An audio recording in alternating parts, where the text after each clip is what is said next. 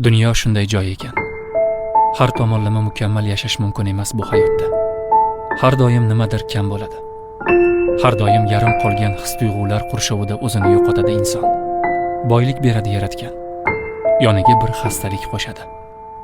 Sog'lik beradi, qashshoqlik zahmatiga yo'liqtiradi. Bu yarim dunyoda butun baxtga erishish mumkin emas. Har bir jon o'ziga yarasha muammo bilan kurashadi.